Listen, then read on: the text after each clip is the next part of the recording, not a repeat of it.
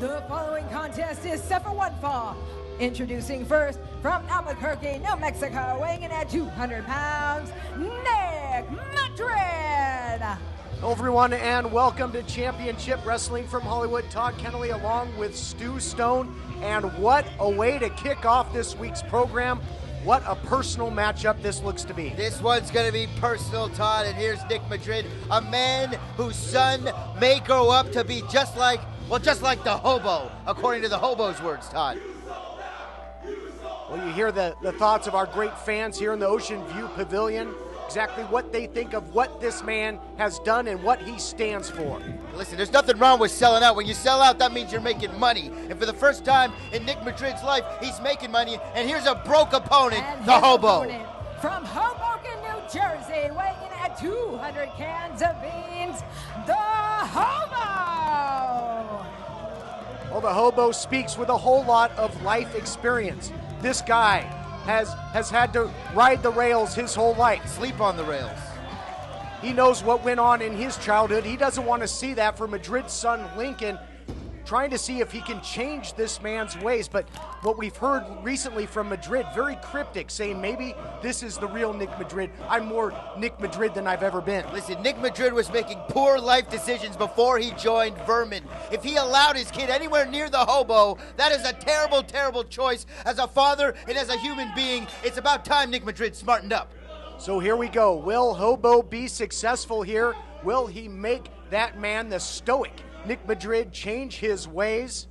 And what a matchup we have here. This has gotten very, very personal. But thinking of the past of Madrid on this program, many great victories, always very respected by the fans. Now they're chanting, "You sold out." He was a great rookie. We've seen him grow up in the business on this very program. I think it's a cop-out. I think he couldn't do it on his own. He found strength in numbers after facing many factions in his time. Listen, confidence is the number one thing, the number one attribute that makes you get it done in the ring, and that's to have confidence. Nick Madrid has never been more confident. Look in the look in this man's eyes. He is a dangerous, dangerous man, Todd. The Hobo turned on, of course, well documented by his best friend, the Manimal, at one point. And now Nick Madrid, a man... The Hobo was turned on by the Manimal? What a sick man. Oh, give me a break. You said it.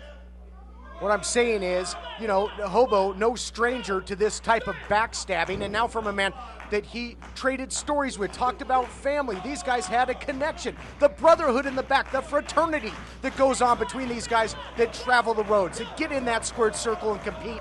And Nick Madrid broke that bond. Listen, I've been in the back. I'm not out there like you, glad-handing all these idiots. I'm in the back. I see that camaraderie, and I happen to know the Hobo is like Pigpen. There's squiggly lines coming off of him. There's flies all around him. No one's going near this guy in the back. You're giving him way too much credit. He's nosy. He needs to keep his filthy nose out of Madrid's business and maybe focus on finding a warm place to sleep tonight. Madrid, once such a fiery competitor, now so calculated in his offense. He's not wasting any time, very methodical. Yeah, what do you know about the fraternity in the back? We talked about riding the rails, riding the roads. The only thing you ride is the coattails of Othello, and those are some big coattails, by the way. Big coattails, by the way. Plenty of room. I can stretch out. I can sleep. It's a really comfortable ride. And look at this, Hobo about to go for a ride right into the post. There you go. I love this. This is a Nick Madrid that I love. You mentioned earlier, we saw this man come up. We saw his very first match you and I broadcasted here on this program. Look at him right now. He looks great. He looks absolutely confident, dangerous. He's got all the tools to take it to the next level. Listen, the fans chanting sober up to the Hobo. They know. Well, I think it's Nick Madrid, actually, that needs to clear his head and come to his senses with what he's been doing lately as the Hobo trying to strike back. But again, a more aggressive Nick Madrid than ever we have seen, but also a different pace in the ring. You got to mention it. I mean, he's a different competitor out there. He's not wasting any motion, but he's more effective than ever. Listen, wrestling is a lot of focus, okay? It takes focus. Distractions cost so many people victories. No one knows that better than me, trust me.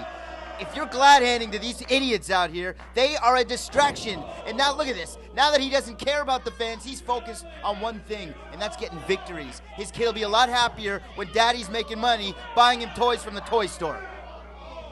I don't think there's going to be any toys from the toy store. I think Nick Madrid is all about himself. He's being selfish.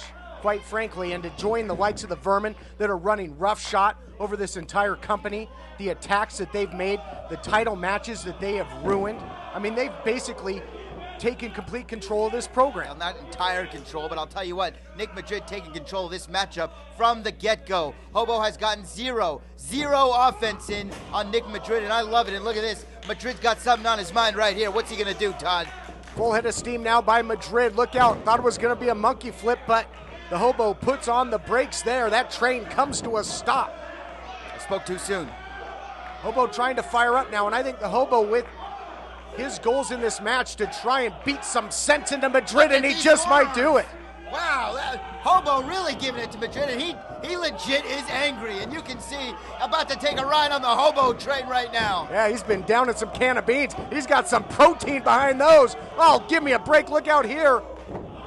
Hobo just when he's got things going. Oh, no, look at this. Got the revolution out here. Sorry.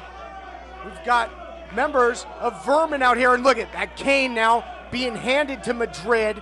So the smoke and mirrors, the distraction play. It's not a distraction. Hobo's the one that went to them. They were merely, oh, look at that. Well, look at in the end, look what happens here. The Hobo asked for this, okay? Referee Chris Massey, he has no choice but to let these men come in and give the Hobo what he deserves. He stuck his man into this man's business, into this man's family's business. If someone talked about your kid, you wouldn't like it, Todd. Well, the Hobo in a bad way here. Look at this. What are they going to do here? Oh, no, look. Speaking of staying out of business, what are these two doing in here? Tag team champions PP Ray saved the day here for the Hobo. I shudder to think what would have happened if Vermin would have completed that attack they were trying to eradicate the Hobo. PP Ray had no business getting involved in this. They are asking for problems, and you don't want trouble with Vermin, trust me.